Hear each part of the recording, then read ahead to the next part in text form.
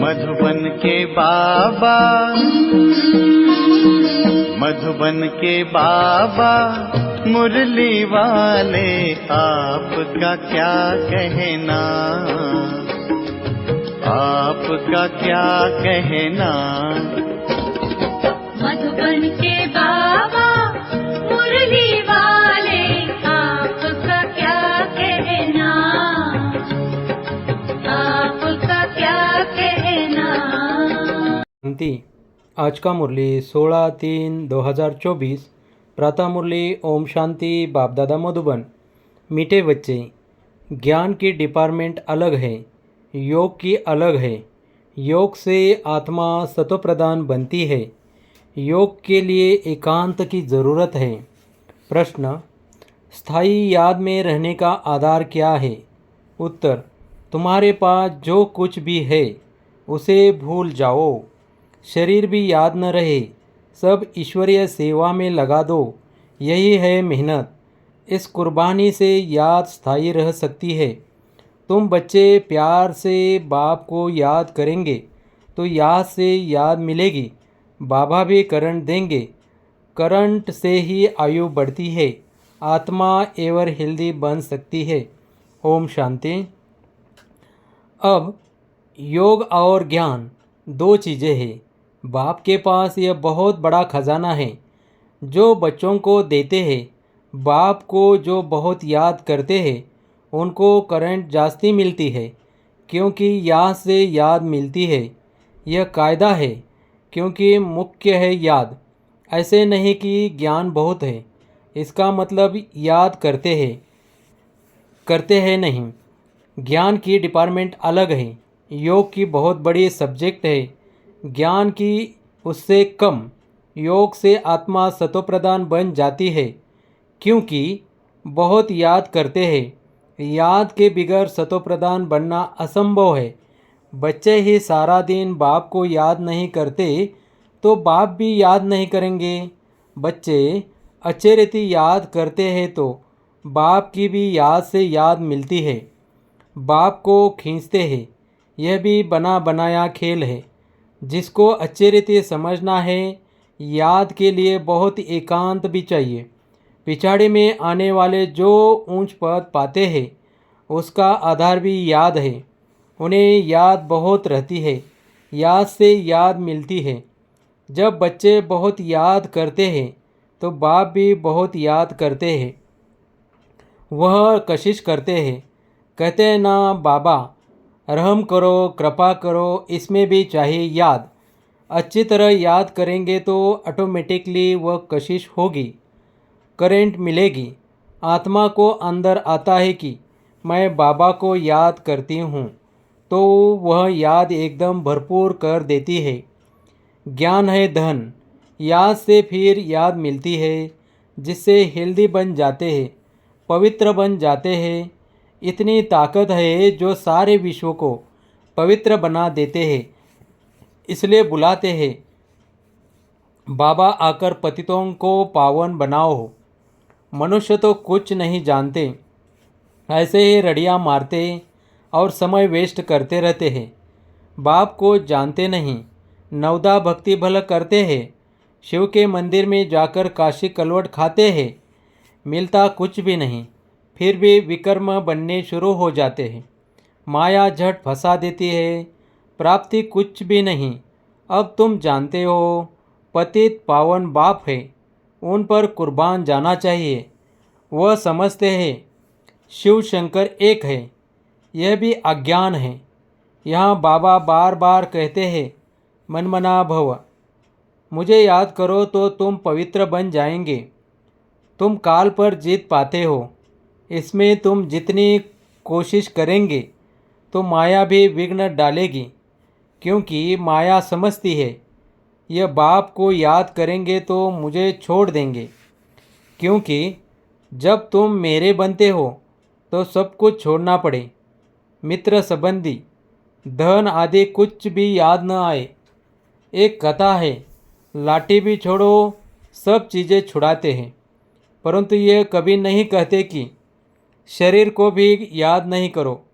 बाप कहते हैं यह शरीर तो पुराना है, इसे भी भूलो। भक्ति मार्ग की बातें भी छोड़ दो, एकदम सब कुछ भूल जाओ, अथवा जो कुछ है काम में लगा दो, तभी याद टिकेगी। अगर ऊंच पद पाना है तो बहुत मेहनत चाहिए। शरीर भी याद न रहे, अशरीरी आए थे, अशरीरी होकर जाना है। बाप बच्चों को पढ़ाते हैं, इनको कोई तमन्ना नहीं है, यह तो सर्विस करते हैं। बाप में ही तो ज्ञान है ना। यह बाप और बच्चों का खेल है इकट्ठा। बच्चे भी याद करते हैं, फिर बाप बैठ सर्च लाइट देते हैं। कोई बहुत खींचते हैं तो बाप बैठ लाइट देते हैं, बहुत नहीं खींचते हैं तो ये बाबा बैठ बाप को याद करते हैं। कोई समय किसी को करंट देनी होती है ना, तो नींद फीट जाती है। यह फूरना लग जाता है कि फलाने को करंट देनी है। पढ़ाई से आयु नहीं बढ़ेगी, करंट से आयु बढ़ती है। एवर हेल्दी बनते हैं। दुनिया में किसी की आयु 125-150 वर्ष भी होती है तो ज़रूर हेल्दी होंगे। भक्ति भी बहुत करते होंगे। भक्ति में भी कुछ फ़ायदा है, नुकसान है नहीं। जो भक्ति भी नहीं करते उनके मैनर्स भी अच्छे नहीं होते। भक्ति में भगवान में विश्वास रहता है। धंधे में झूठ पाप नहीं करेंगे, क्रोध नहीं आएगा। भक्तों की भी महिमा है। मनुष्य को यह मालूम नहीं है कि भक्ति कब शुरू हुई। ज्ञान का तो पता नहीं पड़ता। भक्ति भी पावरफुल होती जाती है, फिर भी जब ज्ञान का प्रभाव हो जाता है तो फिर भक्ति बिल्कुल छूट जाती है। यह दुख सुख भक्ति और ज्ञान का खेल बना हुआ है। मनुष्य कह देते हैं दुख सुख भगवान ही देते हैं, फिर उनको सर्वव्यापी कह देते हैं। लेकिन सुख दुख अलग चीज़ है। ड्रामा को न जानने कारण कुछ भी समझते नहीं। इतनी सब आत्माएं एक शरीर छोड़ दूसरा लेती है, यह तुम ही जानते हो। ऐसे नहीं कहेंगे कि सतयुग में तुम देही अभिमानी रहते हो। यह तो अब बाप सिखलाते हैं, ऐसे देही अभिमानी बनो। अपने को आत्मा समझ बाप को याद करना है, पवित्र बनना है। वहाँ तो है ही पवित्र सुखधाम। सुख में कोई याद नहीं करते, भगवान को याद करते हैं दुख में। देखो ड्रामा कितना वंडरफुल है, जिसको तुम ही नंबरवार जानते हो। यह जो पॉइंट्स लिखते हैं वह भी भाषण के समय रिवाइज करने के लिए। डॉक्टर वकील भी पॉइंट्स नोट करते हैं। अब तुमको बाप की मत मिलती है तो फिर रिवाइज भी करना चाहिए। भाषण करने के समय इसमें तो है बाबा की प्रवेशता। बाप तुमको समझाते हैं तो यह भी सुनेंगे। वह पॉइंट्स नहीं सुनाते तो मुझे क्या पता, जो तुमको समझाऊँ। बाप कहते हैं यह बहुत जन्मों के अंत का जन्म है। ब्रह्मा और विष्णु का चित्र भी है। तुम राजाई में चलते हो, सिर्फ नंबरवार। जितना याद करते हैं, धारणा करते हैं, उतना पद पाते हैं। बाप कहते हैं गुह्यते गुह्य बातें सुनाता हूँ, तुम नए नए पॉइंट्स नोट करो। पुरानी काम में नहीं आएगी। भाषण के बाद फिर याद आएगा कि ये पॉइंट्स अगर समझाते तो बुद्धि में ठीक बैठ जाती। तुम सब ज्ञान के स्पीकर हो, परंतु नंबरवार सबसे अच्छे महारथी है। बाबा की बात अलग है। यह बाप दादा दोनों इकट्ठे हैं। मम्मा सबसे अच्छा समझाती थी। बच्चे संपूर्ण मम्मा का साक्षात्कार भी करते थे। कहाँ ज़रूरी होता था तो बाबा भी प्रवेश करके अपना काम कर लेता था। यह सब समझने की बातें हैं। पढ़ाई फुर्सत के समय होती है, सारा दिन तो धंधा आदि करते हैं। विचार सागर मंथन करने के लिए फुर्सत चाहिए, शांति चाहिए। समझो कोई को करंट देनी है, कोई अच्छी सर्विस करने वाला बच्चा है तो उनको मदद करनी है। उनकी आत्मा को याद करना पड़ता है। शरीर को याद कर फिर आत्मा को याद करना है। यह युक्ति रचनी है। सर्विसिबल बच्चों को तकलीफ है तो उनको मदद करनी है। बाप को याद करना है, फिर खुद को भी आत्मा समझ कुछ न कुछ उनकी आत्मा को भी याद करना है। यह जैसे सर्च लाइट देना होता है, ऐसे नहीं सिर्फ एक जगह बैठ याद करना है। चलते फिरते भोजन खाते भी बाप को याद करो। दूसरे को करंट देना है तो फिर रात्रि को भी जागो। बच्चों को समझाया है, सवेरे उठकर जितना बाप को याद करेंगे उतना कशिश होगी। बाबा भी लाइट देंगे। बाबा का यह धंधा है बच्चों को सर्च लाइट देने का। जब बहुत सर्च लाइट देनी होती है तो भी बाप को बहुत याद करते हैं, तो बाप भी सर्च लाइट देते हैं। आत्मा को याद कर सर्च लाइट देनी होती है। यह बाबा भी सर्च लाइट देते हैं। फिर इसको कृपा कहो, आशीर्वाद कहो, कुछ भी कहो। सर्विसेबल बीमार होगा तो तरस पड़ेगा। रात को जागकर भी उनकी आत्मा को याद करेंगे क्योंकि उनको पावर की दरकार है। याद करते हैं तो उनको रिटर्न में याद मिलती है। बाप का लव बच्चों पर जास्ती है, फिर उनको भी याद पहुंचती है। बाकी ज्ञान तो सहज है, उसमें माया के विघ्न नहीं पड़ते हैं। मुख्य है याद, इसमें विघ्न पड़ते हैं। याद से बुद्धि सोने का बर्तन बन जाती है जिसमें धारणा होती है। कहावत है, शेरनी का दूध सोने के बर्तन में ठहरता है। इस बाप के ज्ञान धन के लिए भी सोने का बर्तन चाहिए। वह तब होगा जब याद की यात्रा में रहेंगे। याद नहीं करेंगे तो धारणा नहीं होगी। ऐसे मत समझो कि बाप अंतर्यामी है, कुछ बोला और हुआ। यह तो भक्ति मार्ग में होता है। बच्चा हुआ तो कहेंगे गुरु की कृपा है, अगर नहीं हुआ तो कहेंगे ईश्वर की भावी। रात दिन का फर्क है।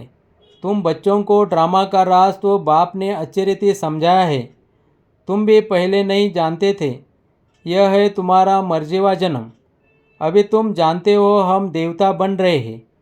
तुम इस टॉपिक पर समझा सकते हो कि यह लक्ष्मी नारायण को राज्य कैसे मिला, फिर कैसे गवाया। सारी हिस्ट्री ज्योग्राफी हम आपको समझाएंगे। यह ब्रह्मा भी कहते हैं, हम लक्ष्मी नारायण की पूजा करते थे, गीता पढ़ते थे। बाबा ने जब प्रवेश किया तो सब कुछ छोड़ दिया। साक्षात्कार हुआ। बाबा ने कहा, मुझे याद करो तो विकर्म विनाश होंगे। इसमें गीता आदि पढ़ने की बात नहीं। बाप इनमें बैठा है, सब कुछ छुड़ा दिया। कभी शिव का दर्शन करने मंदिर में नहीं गए। भक्ति की बातें एकदम उड़ गई। यह नॉलेज बुद्धि में आ गई।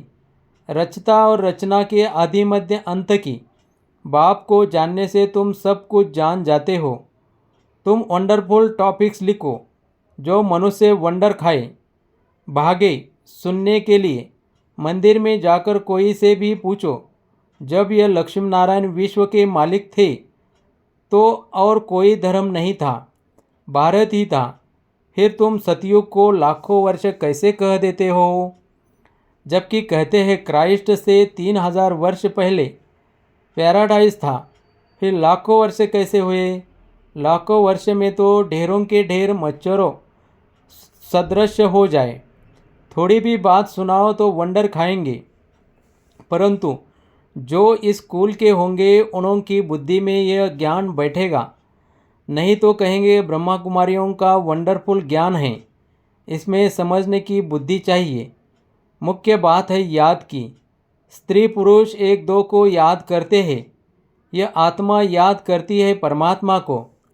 इस समय सब रोगी है, अब निरोगी बनना है। ये टॉपिक भी रखो। बोलो, आप जो घड़ी घड़ी बीमार पड़ते हो तो हम आपको ऐसी संजीवनी बूटी देंगे जो तुम कभी बीमार नहीं पड़ेंगे। अगर हमारी दवाई अच्छी तरह काम में लाएंगे तो कितनी सस्ती दवाई है। 21 पीढ़ी सतयुग त्रेता तक बीमार नहीं होंगे। वह है स्वर्ग। ऐसे ऐसे पॉइंट नोट कर लिखो।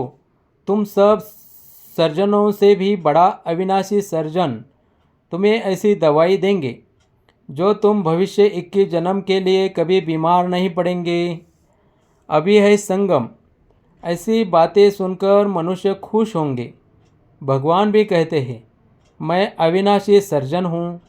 याद भी करते हैं हे पतित पावन अविनाशी सर्जन आओ, अब मैं आया हूँ। तुम सबको समझाते रहो, अंत में आखिर सब समझेंगे। ज़रूर बाबा युक्तियाँ बताते रहते हैं। अच्छा, मीठे मीठे सिकलदे बच्चों प्रति माता पिता बाप दादा का याद प्यार और गुड मॉर्निंग। रूहानी बाप की रूहानी बच्चों को नमस्ते। धारणा के लिए मुख्य सार। फर्स्ट, बाप से सर्च लाइट लेने के लिए सवेरे सवेरे उठ बाप की याद में बैठना है। रात्रि को जाकर 1-2 को करंट दे मददगार बनना है। 2, अपना सब कुछ ईश्वरीय सेवा में सफल कर इस पुराने शरीर को भी भूल बाप की याद में रहना है। पूरा कुर्बान जाना है। देही अभिमानी रहने की मेहनत करनी है।